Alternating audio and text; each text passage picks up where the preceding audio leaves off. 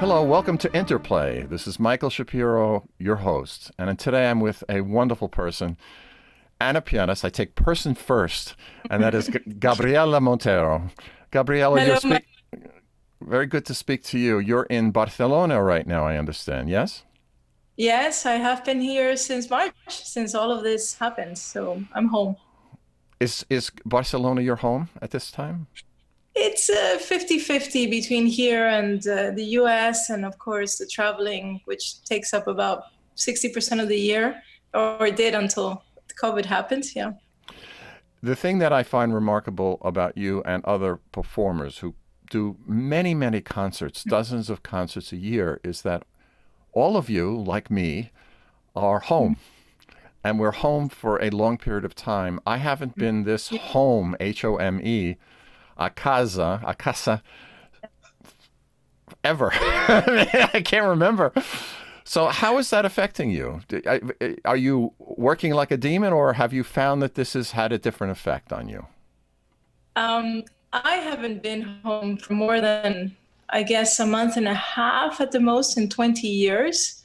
So it's an entirely new feeling. I really needed this time. I have to say, I needed this pause. It's how can I say? It's very sad that it has come. It has arrived in this way, and that there is, of course, so much suffering in the world with what's happening.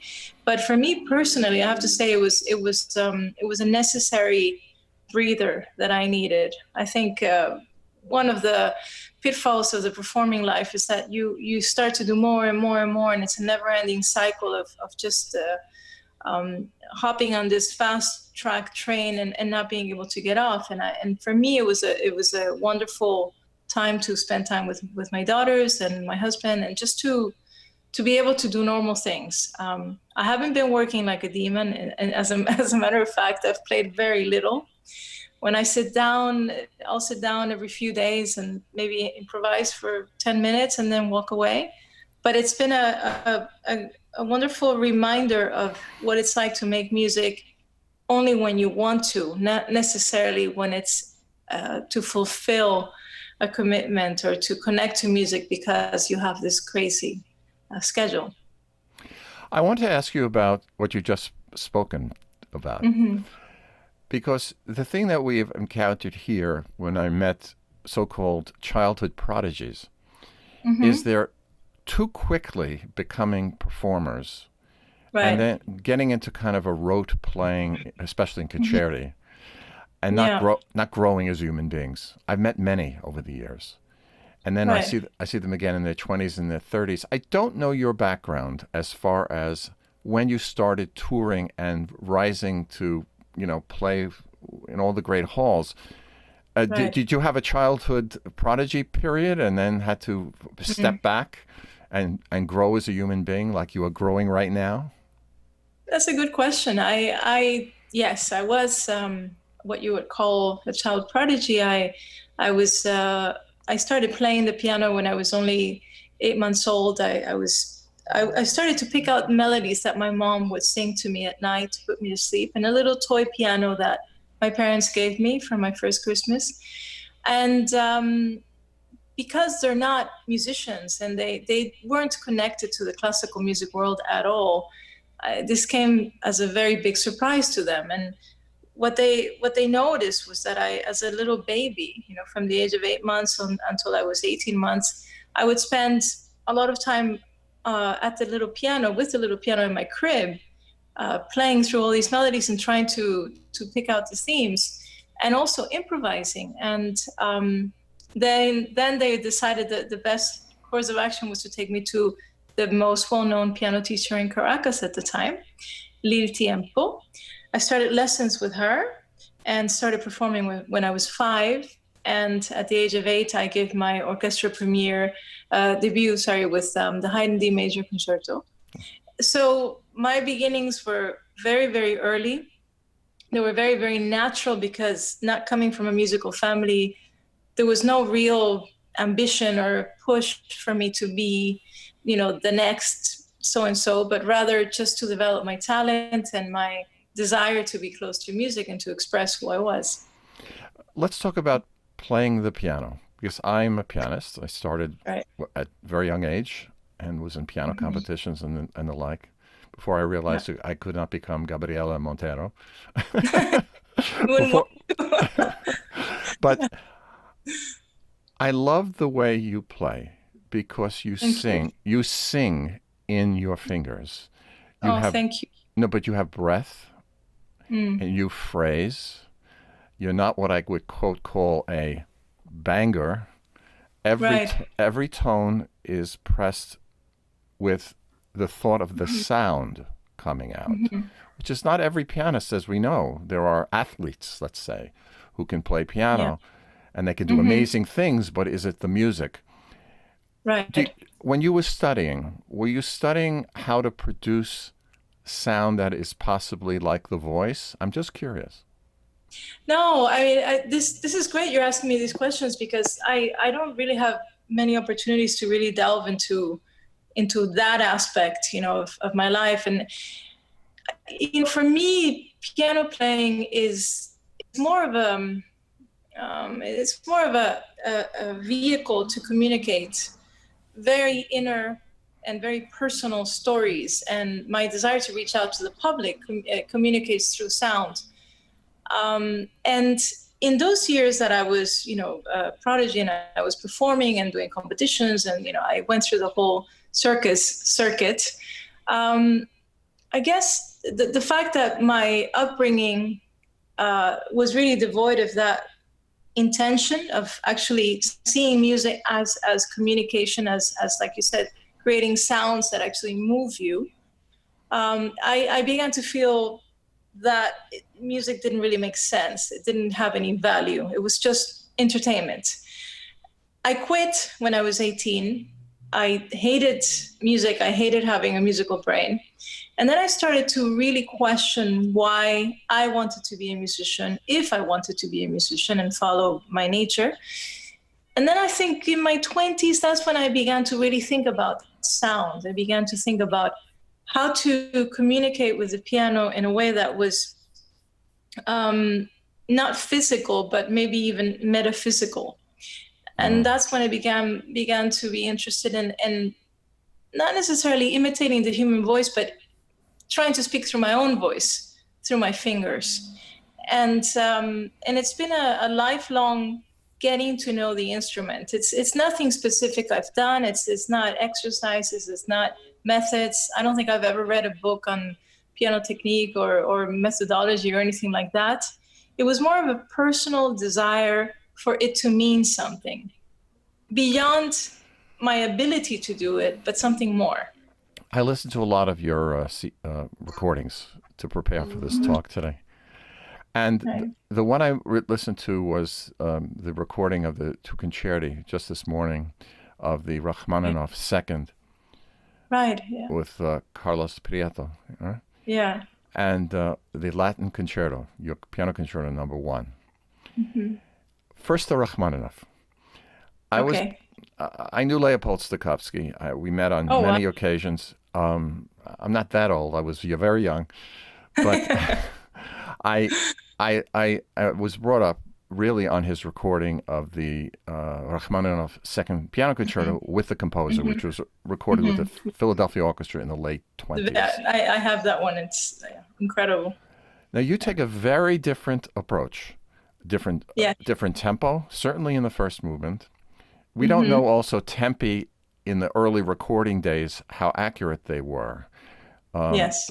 And also there's the thing with Rachmaninoff is, and also Toscanini, the tempi kind of was pushing all the time, a little faster than Yes. perhaps it was to record it. It's unclear. But the way you bend the phrase, the way you go places, the way there's development in the music as you perform it, I found it very striking and very warm and very convincing. And I'm a nut for tempi. Otto Klemper used to talk about getting under the notes. Yeah. That there was a specificity, a particularity to a piece that you had to find. Yes. Yep.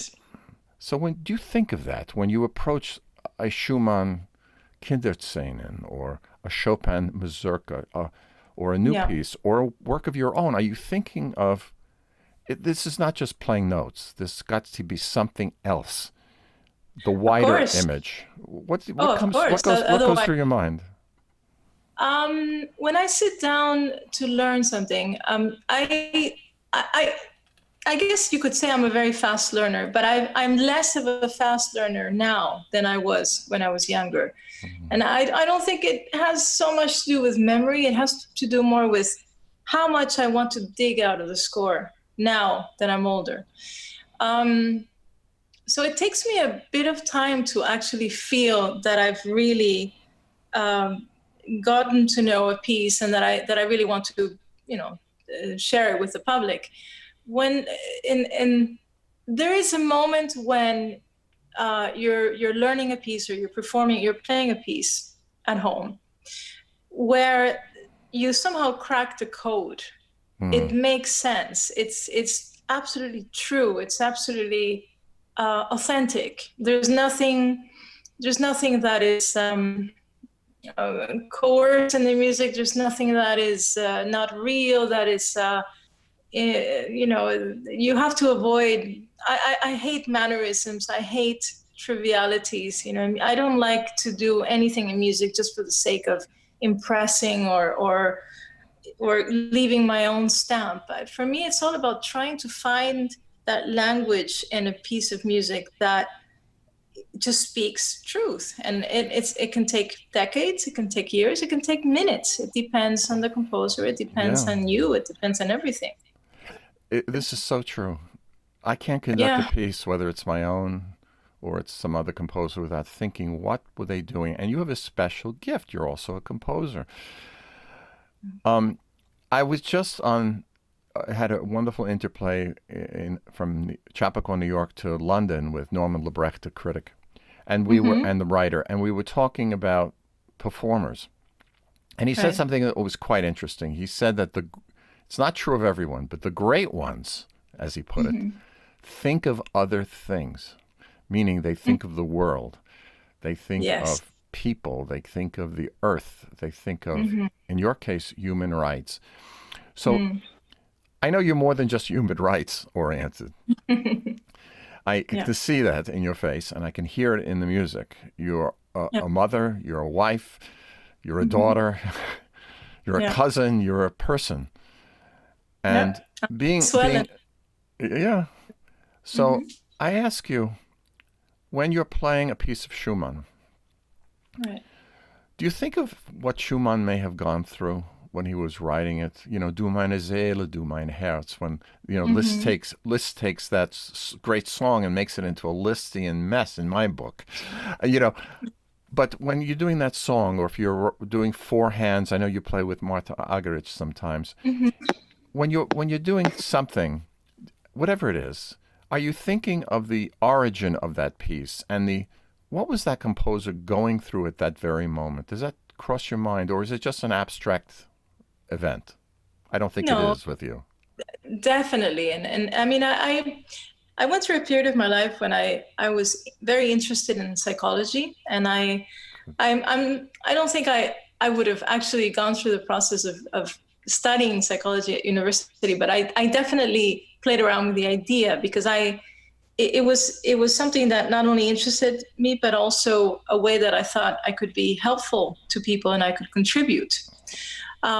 So for me, the emotional baggage in a piece and the emotional story, which relates to humanity across time. These are all experiences and joys and sorrows that every human being has in one way or another lived.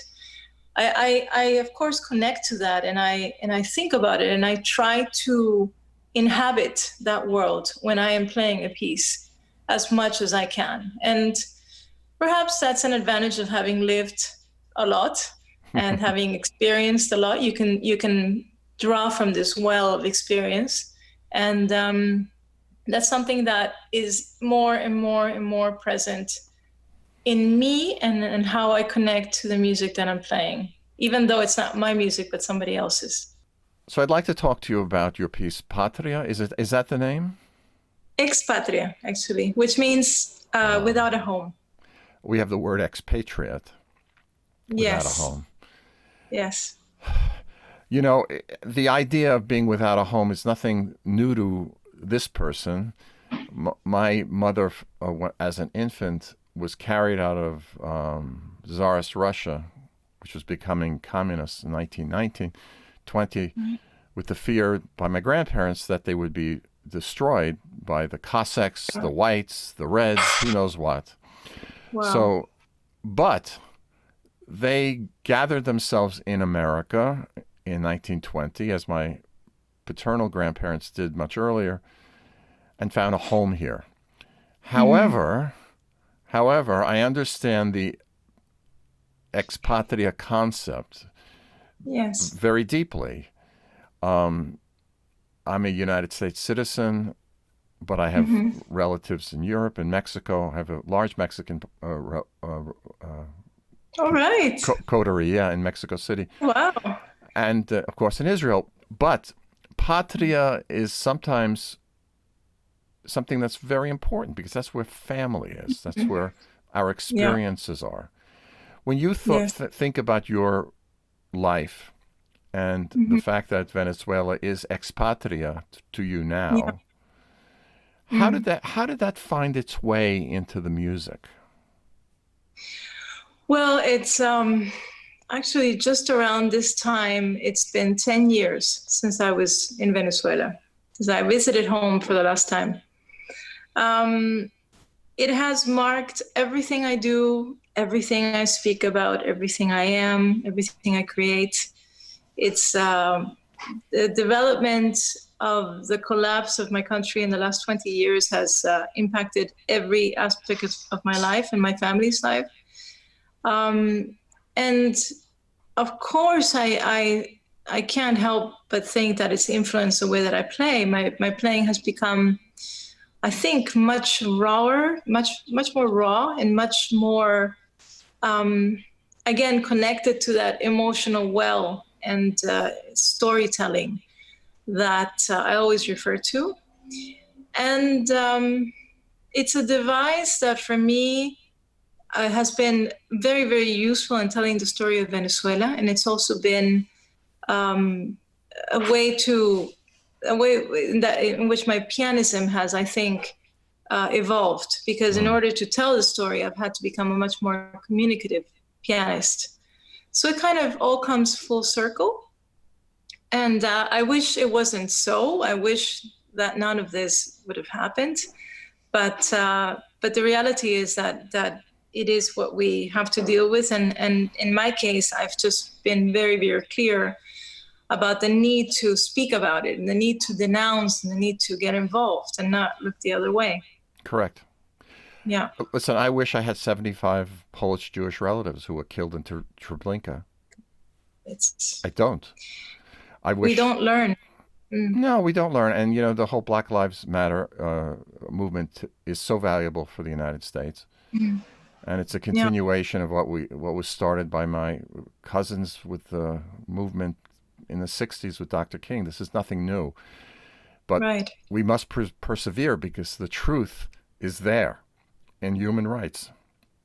Yeah, and we have to discern and we have to learn to scratch the surface and learn what stands for what, who stands for what. Yes. And not become, enamored because it belongs to one party or the other. It's about across the board human lives and human rights and the impacts of politics on lives.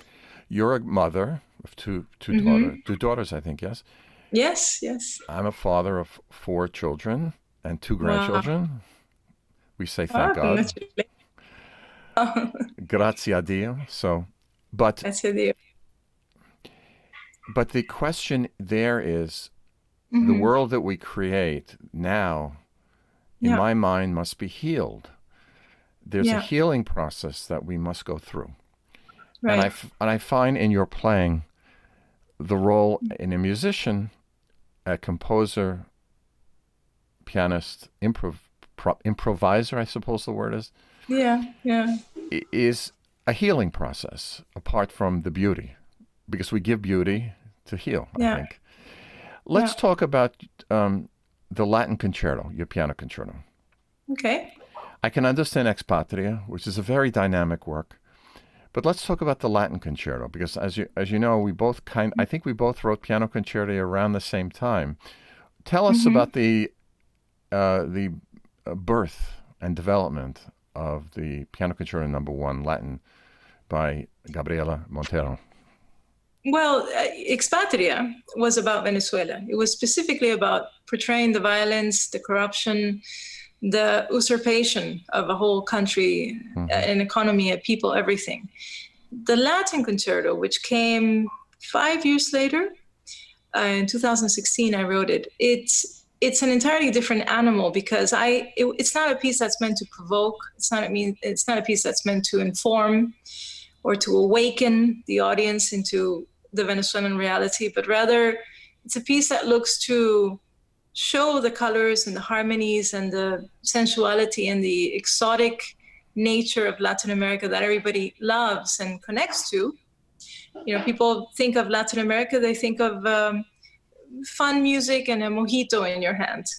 And that is part of who we are. But on the other side, there are also many, many shadows and many, many elements about our nature and about the way that we fall into certain traps that I think sabotage everything that we are and our development and our potential. So it's a piece that's it's a very fun, it's a very vibrant piece, but at the same time, it also has its shadows.